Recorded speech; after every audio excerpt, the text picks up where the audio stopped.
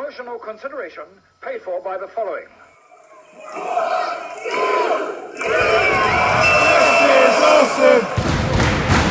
This is awesome! Hello and welcome to Cheap Shot Entertainment. I'm your host Luke and I'm here with Connor. I'm here with Connor. Josh. It's a lot like Josh. Maybe they've been in Face Off, who knows? Good film. Very good film. Nicolas Cage is most Nicolas Cageiest. And we're here to review Aspire Wrestling Alliance 9th of the 2nd, 2020. I don't think he's got a name, has it, this one? No, I don't think so anyway. Because we've been telling It's like a retro poster type thing. It's the first of two shows in February, and it came from the St Martin's Methodist Church in Allenton in Derby. Good show.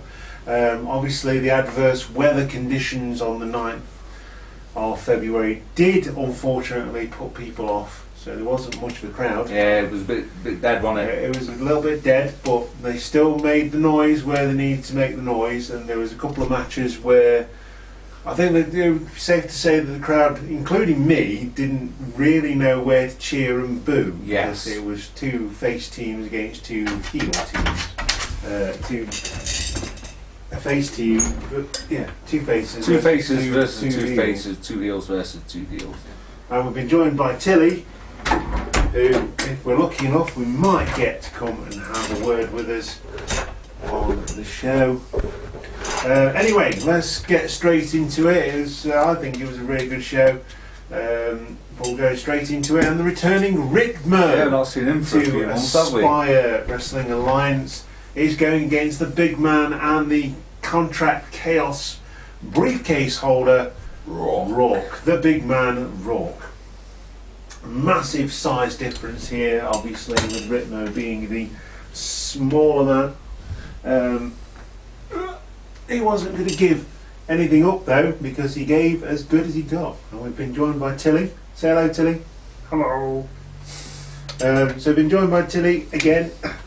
She likes to you do, don't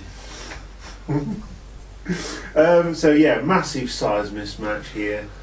And as much as Ritmo tried, He did try. as much as he tried, and he tried and tried and tried, and there was some moments where he did get some near falls on the Some big near man. falls on him. He got down a few times. He did hit a Canadian Destroyer. He did, yes, off the second rope.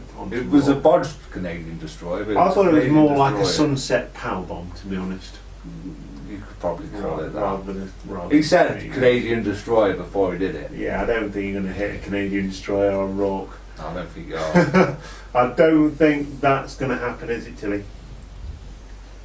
I think they're building Rourke up to be this big, unstoppable man. And Yeah. then I reckon at the end, either at the end of this month or the start of next month, he's going to cash in. Which title do you think he's going to go for, though? Well, there's only got two, unless he's going to go for the women's. There isn't a women's title. Exactly, they're going to create it just for Rourke, who will put a dress on it. Aspire Management, you've heard it here first. Create a women's title and give it to Rourke. Well, he's not going to go for the tag titles, is he? Unless he does his Braun Strowman do it on his own with a kid from the crowd or something. Possible, but he's not a face. However, he did beat AWOL in a 2-on-1 handicap match, so it is possible. It is possible. Yeah, right. It is possible. Blinking heck. People keep coming in. We've got the light on.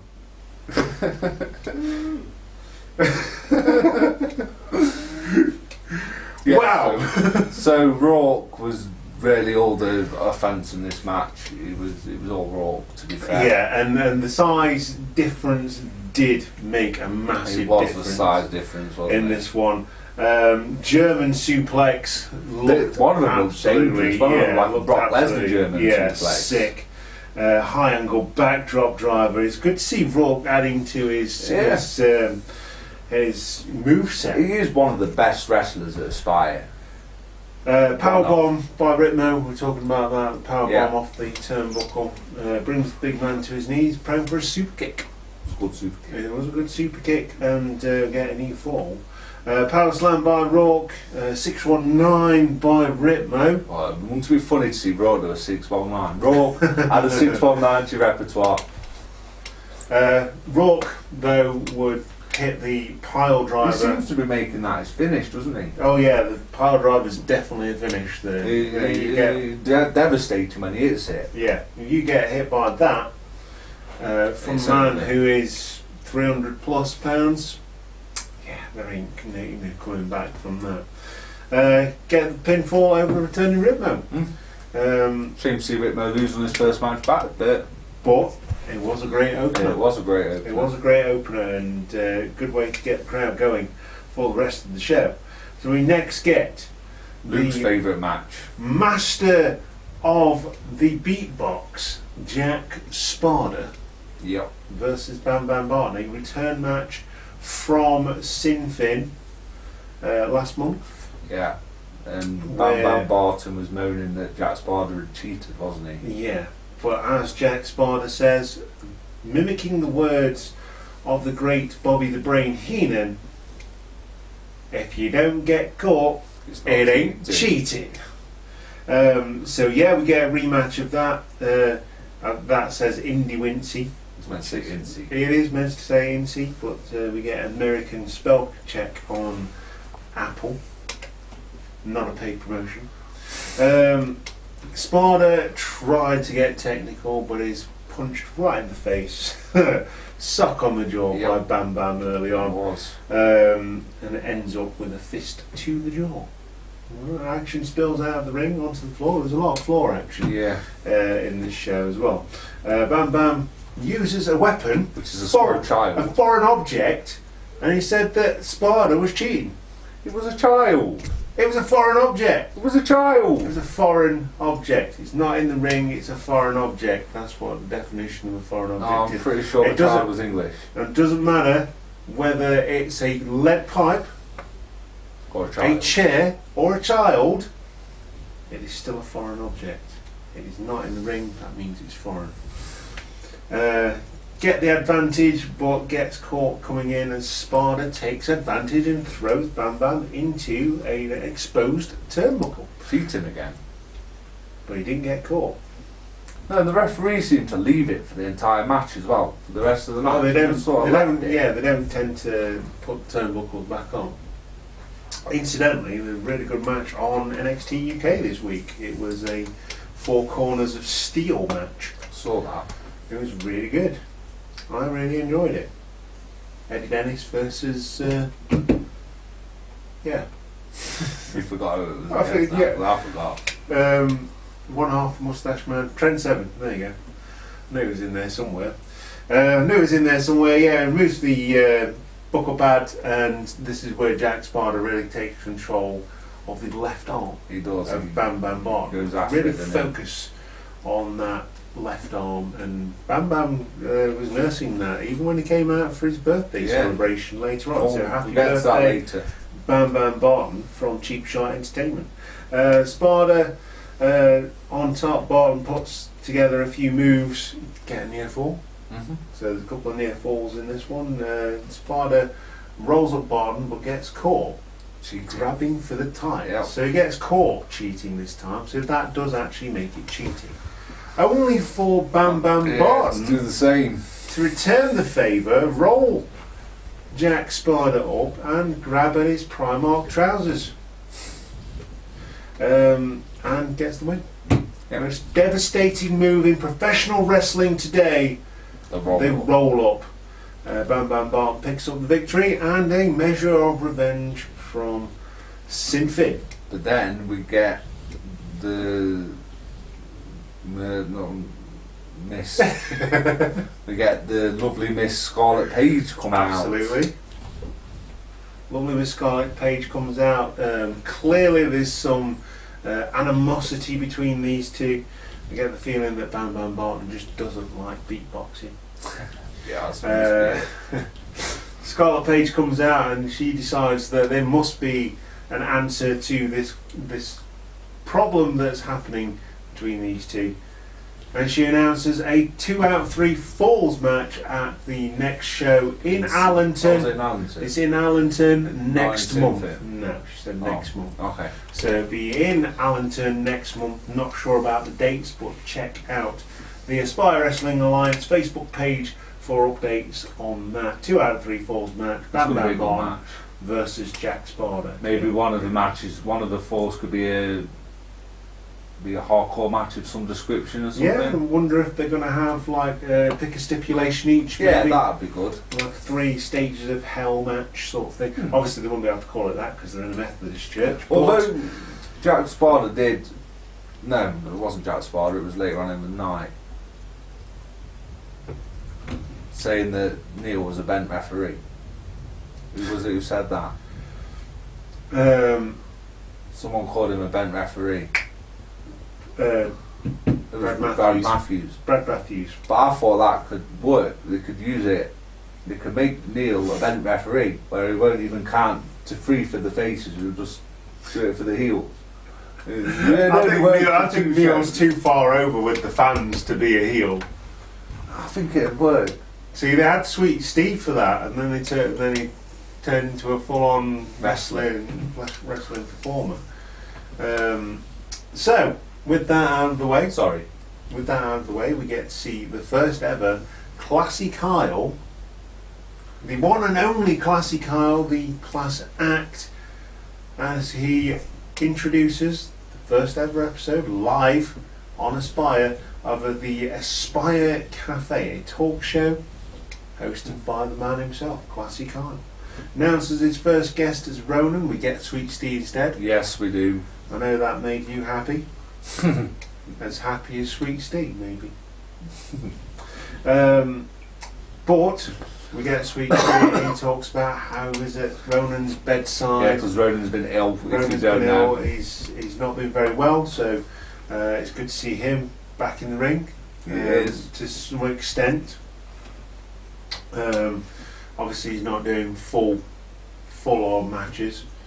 Because that would just be daft if he did that. It's very dangerous as well, and it could get very messy from what he's had. So, Ronan enters, breaks up with Steve, much to the chagrin of Sweet Steve. He begs him for a tag team match for the number one contendership. Number one contendership for the Aspire Wrestling Alliance Tag Team Championships, and Ronan agrees. He does. Begrudgingly. Yeah, begrudgingly agrees to this match, thinking, okay, I've lost one title, I can go for another one, it'll be fine, I can get some more gold.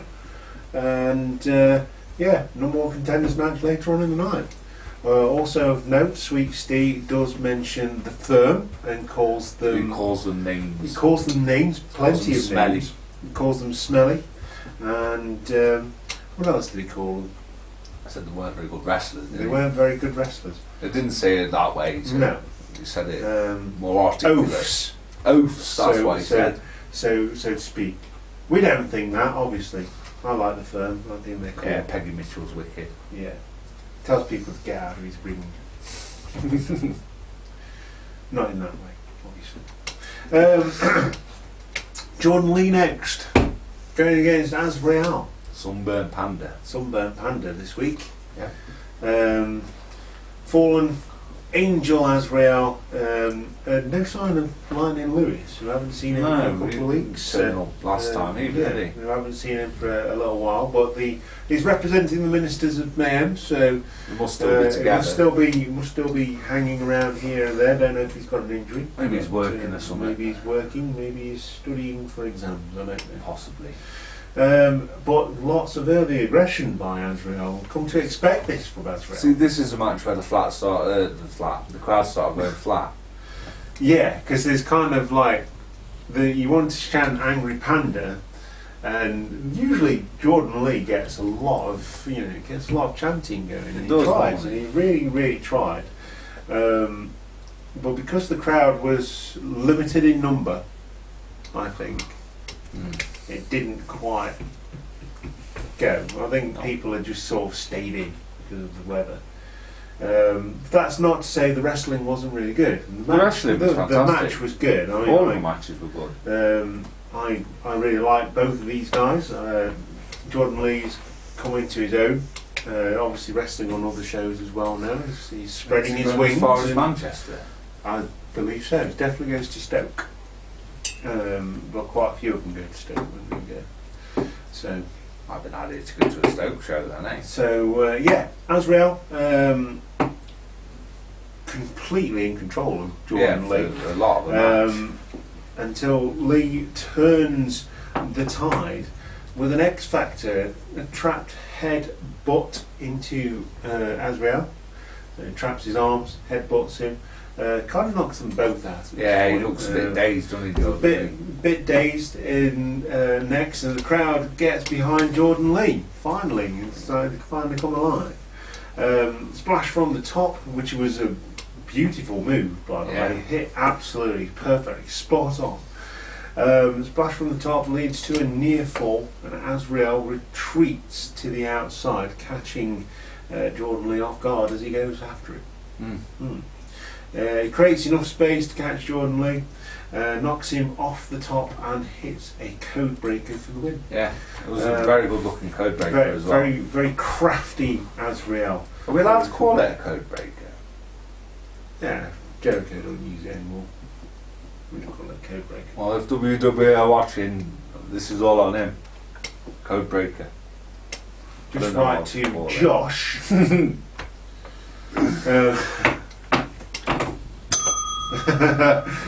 Yeah, so Azrael picks up another victory in his singles career.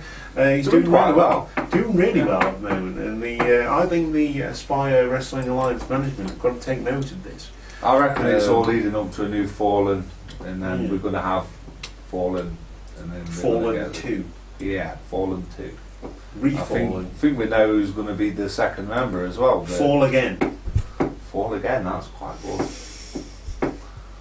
We never know who the second member is going to be. What they need is a leader. What they need is a reverend. Tag Team Championships up for grabs next. This was a screwy finish. Yeah, there's a couple of semi-dodgy finishes. We'll get on to that later, but this was United in Violence, John Allens and Bully Boy Carter versus the Trailblazers. Obviously, United in Violence lost the titles. Previous champions lost the titles to James Flash and Xander Palmer in Allenton, actually. A couple of months ago. I think it was actually in the summer. It was a couple of months ago. It was a while back. It was a good while back. But they've been stout champions of the Teenage Trailblazers, and they're very proud of carrying that mantle, having spoken to them several times during training. They're very humble about the whole situation. So, the champs start strongly in this one. I mean, they really start strong in this one, and they're tagging in there, quick tags. They've got the absolute measure of Peggy. I mean, Stevie Mitchell in this match. As Spike is on the outside. Can't get a tag, can't get a word in edgeways. And actually, it's not, is it? It's John Allens and Bully Boy Carter. It's not. I'm thinking the wrong blokes. Yeah. So yeah, to get a measure of John Allens and Spike, and I'm putting them in different matches now. Getting the measure of Bully Boy Carter and John Allen. There you go. I've got it. Thank you. Anyway, they start out strong, get a measure of United in Violence, and that's what I'm going to refer to them as collectively now, because obviously I cannot get them right. I'm turning into JR from AEW. So the former champs get the advantage after a sleeper from Jamie Flash, who thinks he's going to take the bigger guys down. It doesn't work. He gets planted in the corner, and from there Jamie gets beaten down by the former champions, and they know how to work their referee, and they know how to work a tag team match. Shenanigans going on, isn't you there? can tell they study the old school tag team matches, the old school tag team heels. Because every so often they'll bring the ref to one side, they'll drop someone over the top rope. In this case, it's Jamie Flash. Jamie Flash seems to be the whipping boy. Cutting the ring in half, doing the proper tag team stuff. Yeah, and that's exactly what you get to do. Jamie was kept to one side, wasn't he? Xander wasn't allowed anywhere near the match. Yeah, so they know the explosiveness of Xander Palmer when he does get in the ring. Jamie Flash obviously can hold his own, and he certainly was up until that distraction with the referee, and getting dropped over the top rope by his throat, basically. And they take over. Bully Boy Carter takes over, takes advantage. Further offense on Jamie Flash. Cut the ring in half. Complete focus on midsection of Jamie Flash, trying to take out that core.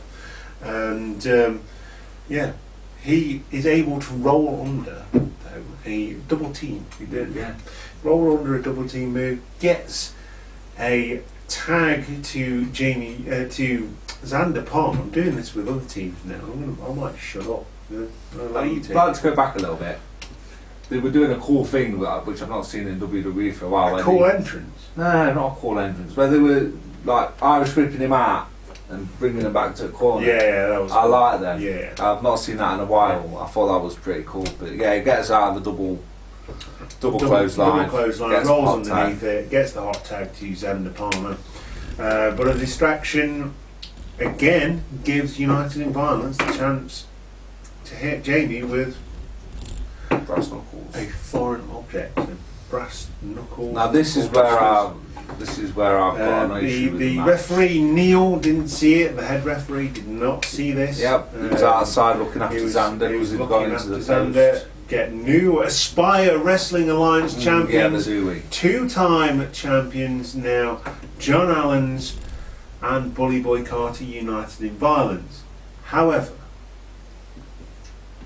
Retro Beat, which is I don't want to make up Ash Cady and That's Michael it. Rothrock. I knew it was Michael Rothrock. I wasn't sure about the other two. I got that one right. Tell Neil that obviously the what happened? Oh, they used the brass knucks. Yeah. So tell them to use the brass knucks, and Neil says yeah. So they do find the brass knucks. So it does kind of it kind of sets in cement the decision, the reversal. Yeah, they reversed the decision. They reversed the decision. Jamie Flash and Xander Palmer are still your Aspire Wrestling champion, but they shouldn't be tag team champions. I'm quite happy about that. Well, obviously, you are not. No, because it's wrestling, and the referee didn't see it. So if a referee didn't see it, it shouldn't be given. But they did find the brass knucks. Yes, but they can't prove they used them. The referee didn't see it in the moment, so it's maybe I had a cut on his face. But playing devil's advocate. Yes. Anyway, that takes us into the interval, and we get Jamie Flash and Xander Palmer in the ring for photo opportunities, which I completely missed. Which I'm gutted. But I'll ask for one in training instead. So boys, if you're in promo class, having a picture. Anyway, we go into the first match after the break, and it is Brad Matthews and Anonymous. Bernard Matthews, Turkey Twizzler, Bernard Matthews, who I've agreed with several times on social media and said he should get a rematch, and this is the rematch he got, but there can be no complaints about the end of this one, which we will get to in just a second. So it is Brad Matthews versus Anonymous. Who's fast becoming one of my favourite wrestlers at Aspire. Yeah. The best thing they ever did was turn him face. Yeah. So he's turned face, so it's a bit more of a Rey Mysterio. He's like a Rey Mysterio type luchador wrestler. goes around all the kids, puts his mask to them, and they're wearing a mask and things. So, got a Rey Mysterio mask over there actually. Should have put it on before the recording. Because they said you were performing with Rey Mysterio. You didn't tell me you had a mask. Quite annoyed now. You got your arms crossed and everything. News just in on Aspire Wrestling Alliance as we're doing this video. News just in on Cheap Shot Entertainment. Josh is annoyed that I've got a Rey Mysterio mask. I got the mask. And we're back to talk about the match between Anonymous and Brad Matthews. So rematch from Sin Fin. I'm sat here now with Josh Mysterio. Can you call him Josh Mysterio? Josh Mysterio Jr. Yes. Have you got any juniors? I don't know. Maybe we shouldn't ask. I think the world would be ready. I agree. After a frantic start, Matthews does get the upper hand. He does get the upper hand. He gets the upper hand. I really like Brad Matthews. I think he's a damn good He comes wrestler. from House of Pain, doesn't he? Yes, he does. He's very good at House of Pain as well. Yes. He's definitely got a character that works for him these days. Because he's better than you. Yes, absolutely. But if I read what's on his t-shirt, it says, "I'm better than you." So does that actually work? I don't know. Anyway, if you just say better, it's better than you, Brad Matthews gains the advantage, exchanging strikes with the usually unsubdued luchador. Usually very good at striking. Usually wins those kind of battles. Although if you ever actually spoke to him, he has got a very strong up north accent. Yeah, so it keeps the luchador grounded, and this is key in this match. Because Anonymous doesn't really struggled in this match. He did. He really struggled in this match. Brad Matthews was all over him. You could tell he wanted that revenge. He wanted that strike in the win column against Anonymous after the finish in Sin Fin, where he did actually roll off his shoulder. Again, Neil didn't quite see, and he wasn't on the right side to see that. He was looking at the shoulder, but he wasn't on the right side. Did get his shoulders up, so this is where we get this match. Like I say, Matthews controlled the match and controlled the crowd because they managed to keep them quiet, unless they were chanting Bernard Matthews Or Turkey Twizzler. or Turkey Twizzler. And at one point it was Bernard Twizzler. Bernard, And the two guys behind us started calling him Bernard. that was funny. Bernard. So an Alabama Slam, kind of. Well, it was a bit botched, wasn't it? Yeah, we don't try not to call them. We're all trainees. Oh, yeah, it was We're an all- Alabama Slam. It was an Alabama Slam. Led to a near fall, but just as quickly as Brad Matthews took control of this one, it would be the Anonymous Luchador. Shocked. It's actually Josh with no glasses. Took control. As quickly as he took control, he would succumb to the most powerful move in wrestling today, the roll-up. Which he beat him with last time. Which as he well. beat him with last time. Slightly different version of the roll-up. We seem to see a lot of roll-ups nowadays, don't we? Yeah. As he... No, it wasn't a schoolboy, was he? He tripped him up. Went for the pedigree. Yeah, Went for the pedigree, managed to break out of it, tripped his legs up, rolled him over, and you get a win. Anonymous 2-0 over Brad Matthews. Wonder where it's going to go from here. Who knows? I'd like to see a third match between these two. maybe with a stipulation involved. Maybe a stipulation, no roll-ups. I don't know. I like Anonymous's hardcore match. Because you can remember when he did that one at Kirk Allen, he came out with a briefcase. Yes. And he just come out. Yeah, he had it was there a ladder match? It wasn't a... No, that one it wasn't was a ladder street match. fight, That was wasn't a it? street fight. It was street again... fight. They used a ladder, I think. They did use that. I can't remember who it was against. Was it Ronan? No, it was against Joe. Was it against Joe? Joseph Cardinal, yeah. Because that's where he cut his back open, I believe. I think. Anyway. Sorry. Yeah. We're procrastinating. Yeah, we are procrastinating because they haven't done a Kirk Allen show since May last year. They haven't, no. So yeah, can be no complaints this time for Brad Matthews, although I'm sure he will take straight to social media. There'll be some moaning from him. Sure, he'll take straight to social media, but the Reverend is here to back you up. Next match of the night of Cheap Shot Entertainment. So the next match is Ronan and Sweet Steve. This is the culmination of what went off in Spire Cafe with Kyle Gibson versus the Firm. And he did call them all sorts of different names. He did. So kind of called this one. I think it was going to be the Firm.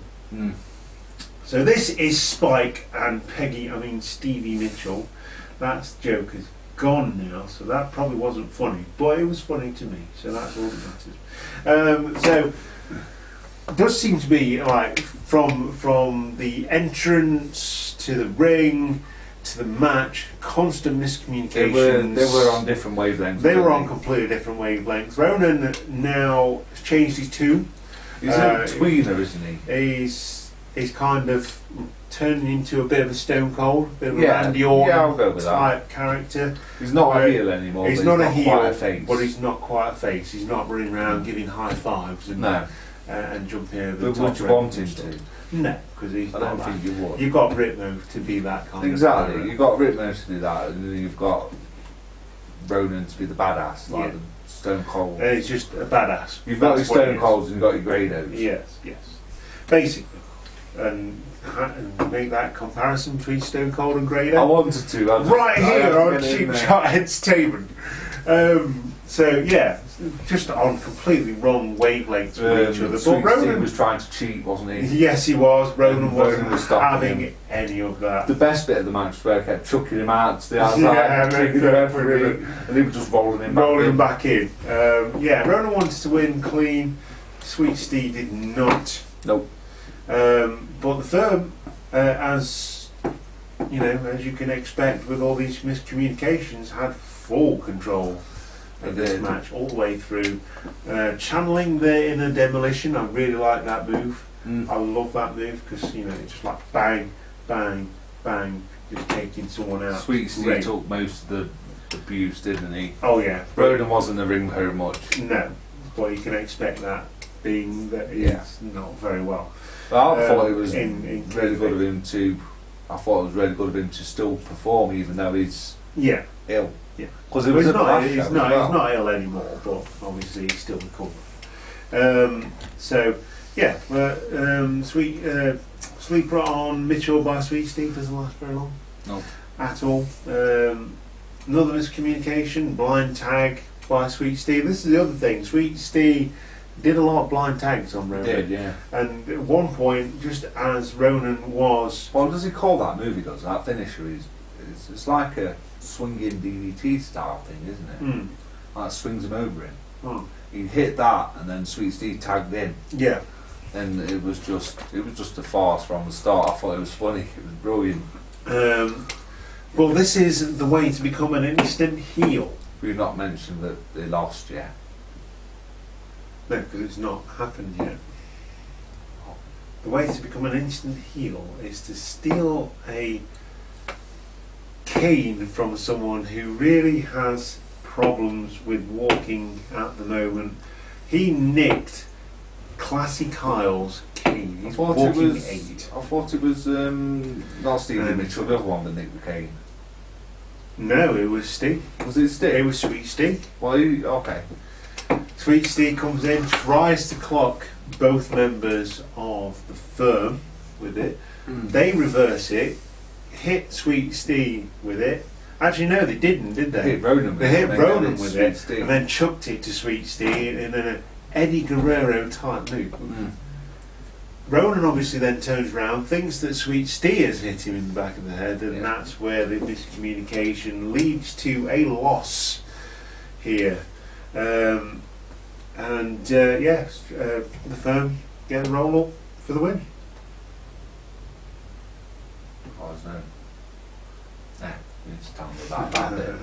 So the Firm get the roll up for the win. They are the new number 1 contenders for the Trailblazers. That's if that was actually a number 1 championship.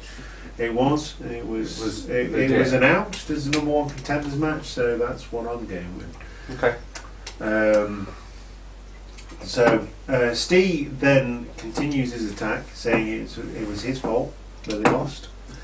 Not quite done quite as well as Owen Hart's betrayal of his brother, but that was a long time ago, and it's done in such a way where it's going to lead to quite a good feud, I think. I reckon we'll have a good couple of matches out of him. I think we're going to get a decent couple of matches, some stipulation matches, I think, Yeah, as well. Ronan does well in them stipulation matches. Maybe leading to Ronan getting another belt of some description, yeah. maybe a mid-card title, maybe a tag team title. Maybe. Maybe him and Malin get tag team title. Possibly. That might be cool. But we That's the must aspect. remember that every match that Paul Malin's in, his career is in jeopardy. Because the next time he loses will be his last. Is that what he said? Yeah. Oh, so he couldn't, it'd have to be a dual champion then if he was to do that. Oh, forget that then. Forget It that. could still happen. It could still happen. But, yeah. I didn't realise he'd said that. Yeah. I knew he said that if he lost against Ronan, he wouldn't fight for the title again. Yeah. I didn't realise he said last match. Yeah, he's taking a step back from the ring. It's the biggest name at Aspire though, isn't he? Yeah, he's taking a step back. He's still going to be in the background, but he's taking a step back. Like watching Paul fight. Yeah, several of the talent then come into the ring to say Ronan. So it seems that the turn has been completely made, but obviously Ronan's still walking around like a badass, It did look which is good. nasty when he was hitting him with that baseball bat in his poorly area. Yeah, and he did go for the taped up area. He did. Which, if you're going to come out with tape on you, you're going to expect to get hit in the tape, aren't you? Well, he'll be back to full fighting fitness. Oh by yeah, he next will. month. Yeah. He'll be back to I his usual personally self. know how bad it is when it happens, because he had the same thing as I had a long time ago, and it sucks. But you will get back to full fitness, and I think he knows that, so that's absolutely fine. Final match of the night. Final match of the night. Final three matches of the night, should we say? Joseph Cardinal is the #1 contender for the Aspire Wrestling Alliance Championship. Co-number 1 contender. Co-number 1 contender as of Sin Fin last month on the 26th of January. He's going against Paul Malin, the current champion. And as we've just said, that every match that Paul Malin is in is potentially his last. So there was a lot at stake in this one. Well, there was a lot of respect shown between the two. Yeah, there was. They shook hands at the start, even had a little hug, didn't they? Yeah. They shook hands, had a little hug. But this is a match where it turned into a New Japan show. Yeah, crowd That's a fact. split right down the middle. They didn't know who to cheer for, did they? Didn't know who to cheer for. They were cheering for Malin, they were cheering for Joe. Obviously, a lot of the people there, the kids, are trained by Paul Malin. So they're going to be cheering for Malin, but they're also trained by Joseph Cardinal as well. Joseph Cardinal's yeah. So, yeah, it was split down the middle. In this It was. one. And I think people were just in awe of these two gladiators going against each other. Two faces, two fan favourites. They are very much firmly fan favourites. And they put on a fantastic match. I mean, you could tell, Paul's been doing this for a long time. Joe's been doing it for a good couple of years. Yeah, Joe's very and they're good. very good. Very good. Clash of styles as well, which I really liked. Joseph Cardinal is very much a high flyer.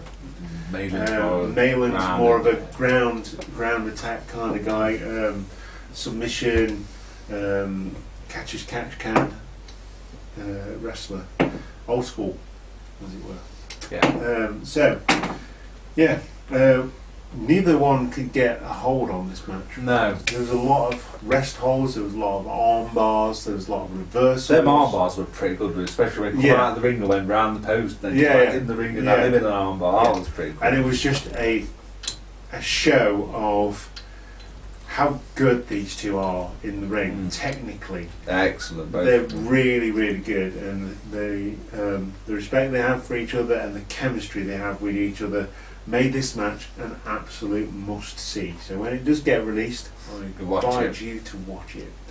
Arm bars, hammerlocks, hammerlocks, exchange both couldn't get an advantage, couldn't be separated until an exchange of near falls. That was good. Yeah, they were rolling off. Rolling off each other, reach another stalemate. Mayland looks for an armbar, but Joe sends the champ to the outside. But this is the point where it turns. It really turns at this point. You can see the switch turn in Paul's face, and it goes from being sort of happy, smiley, and he just turns, and it's just like a werebear, if you remember those. They're just like, yeah. And it's so good that you can turn that on and off. Mayland showing why he's called malicious. He was malicious at this point, ruthlessly taking down Joseph Cardinal. He's got to have a good 15 years on Joe, though, hasn't he? Yeah. But I think it was at that point they realised, this could be his last match. And he's really got to fight for everything, because no one's just going to lie down for him and let him win. The quickness of Joe counteracts the power game of Paul Mayland. He's got a low gravity base, and he can really chuck you about if he wants to, and he can control you as much as he likes, because he is that good. Mayland returns the favour after Joseph Cardinal hits Mayland with a chop. Very brutal. Very brutal chop. He's quite, that was my nipple. Quite protective over his nipple, his paw, and again turns that switch. We get a return with a double chop. On the by Mayland, which sounds twice as bad. And the pace quickens in favour of Cardinal here. Paul's pretty quick, Cardinal's just that little bit quicker. And he uses this to gain ground on the champ. And again, perhaps realising that the title and his career are on the line, flicks that switch again, and he just goes on the attack. And he is brutal. He is unrelenting with the moves that he's hitting on Joe. Move after move, gaining several near falls in this exchange as well. And the crowd in Sinfin really taking in. The crowd in Sinfin because they were a bit far away from it. Yeah, the crowd in Sinfin, not in Sinfin. Well, the crowd in Sinfin may be watching this later on. The crowd in Allington are really taking this in. They're watching a human game of chess. Really, I mean, this is exactly that, isn't it? It's trying to get one up on your opponent. And they're both excellent. Yeah, they're fantastic. Yeah, I can't say that enough. Friendships are absolutely out of the window by this point, because they are cracking each other with some stiff forearms. Is that when they was outside? That was when they're outside, and this led to the first part of the match. So both guys throwing forearms at each other, not just forearms, but running forearms. Stiff running forearms on the outside. And both fail to answer a 10 count from senior referee Neil, and the match ends. Also, so they announce the winner. Well, they don't announce the winner because it's a draw. Basically, it's a double. They announce it being a double count out. Draw, double count out. Mayland retains. As a result, however, Mayland gets on the microphone, says, "I'm not having it like that. We're not doing this like that." He says the match needs to restart. And guess what the champ says? The champ gets, because that is exactly what happens. The match restarts. So we get a double clothesline. I thought we were going to get another double count out at this point. Yeah, we did, because it did go to 9, didn't they? Both get up around about 8 or 9. Starts again. Joe hits a zigzag. Again, are we allowed to call it that? Joe hits a zigzag. And rolls out, breaking Mayland's momentum, Joe's momentum rather, because at this point Joe takes advantage of the kind of stoppage, gets a couple of near falls and a couple of big moves. Joe follows up with a frog splash. Big frog splash. A long way he went. High ceilings in Allington, in the church, and Mayland hits a lung blower, it's a backcracker. Yeah. Backstabber, whatever.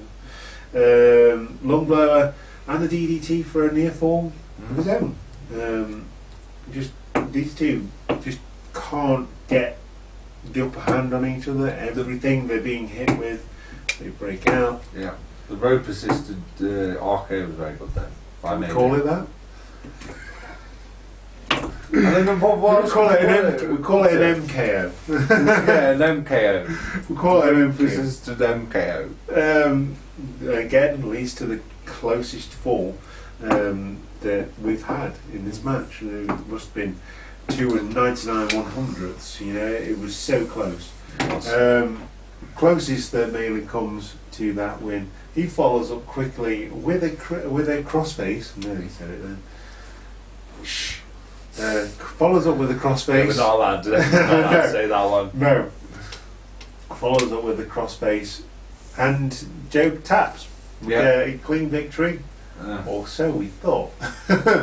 Turns out that Joe's foot was underneath the rope, which was pointless.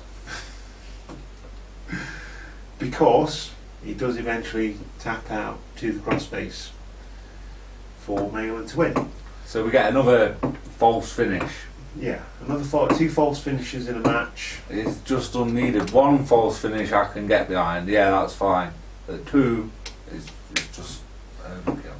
That being said, it was a really good match. It was a really good match. All 3 segments of it were really good. I just didn't think it needed 3 segments. The second finish was enough. Yeah. So crossface. Have the one false finish. No expert in booking or anything like that. I know what I like when I'm watching wrestling, and I've always said that.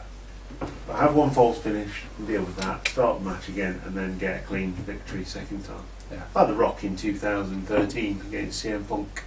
I think that was it, wasn't it? You got like a count out victory or something. And they said no, I want to start again, and he ended up picking up the title. Yeah. At Royal Rumble. I remember that. Yeah. I remember that. So yeah, really good match. I really enjoyed this match. Fantastic match. Definitely the match of the night, and definitely in contention at this point for a match of the year. Possibly. Just for the quality of the wrestling and how well the story was told. Kind of expecting DDA to show up. Well, I was expecting that. So it was a clean victory in the end, and yeah, really good. You say how lucky we're going to get to see DDA versus Malin. Is it a Simpin show or is it the next Allington show? That I don't know, because I haven't checked yet. I didn't quite hear what Scarlett said when she announced it. I get the feeling it might be at the Allington show. That seems to be where they do the biggest stuff, isn't it? Yeah, I get the feeling it might be at the Allington show.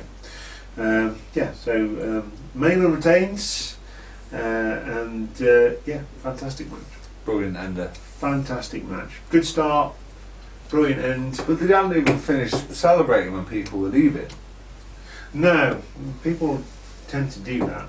Well, there was a round of applause, quite rightly. Some people stood as well. Yeah. Standing ovation. And yeah, really I tried to start a fight forever chant, but I just got told by Connor no. I was trying to start a fight forever chant, and he just turned around and said no, I want to go home. Connor, you heel. So that is the show in Allington on the 9th of February 2020. Bearing in mind I've been at work today, I think I've done pretty well on this video. Are you still recording? I am still recording, yes, because I've got to do the outro. That's usually how these videos work.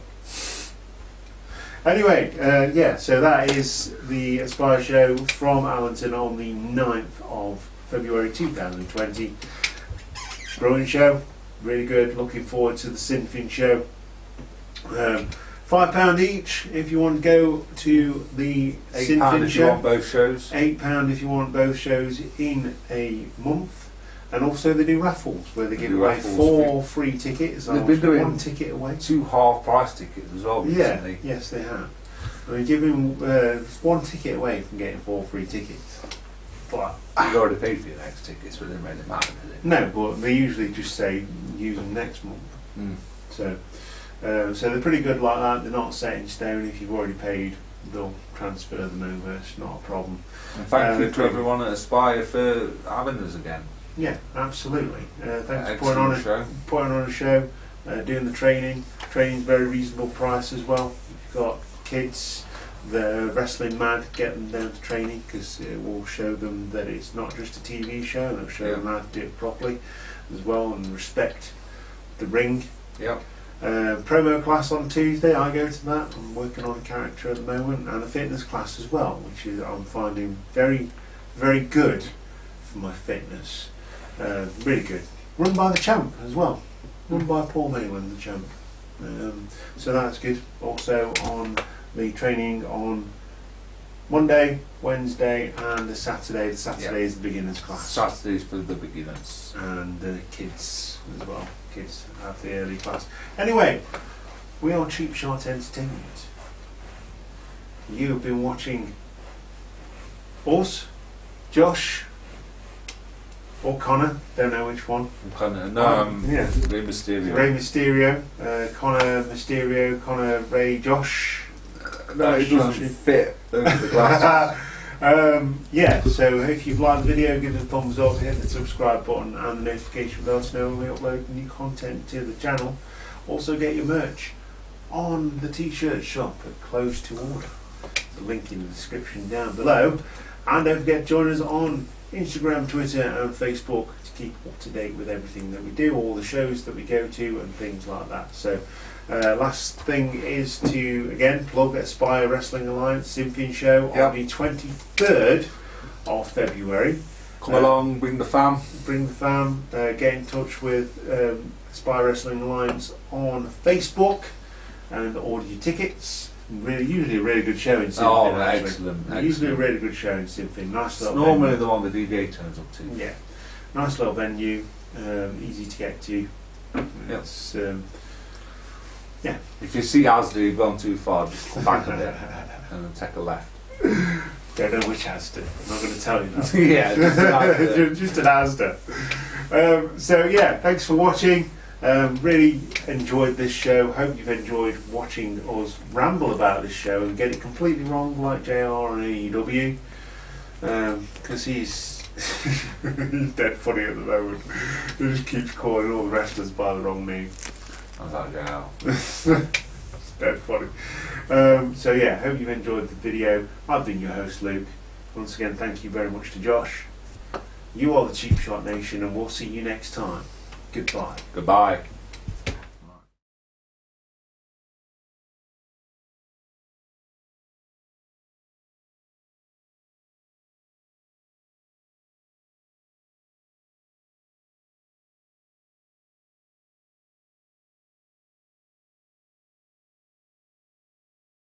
Hiya.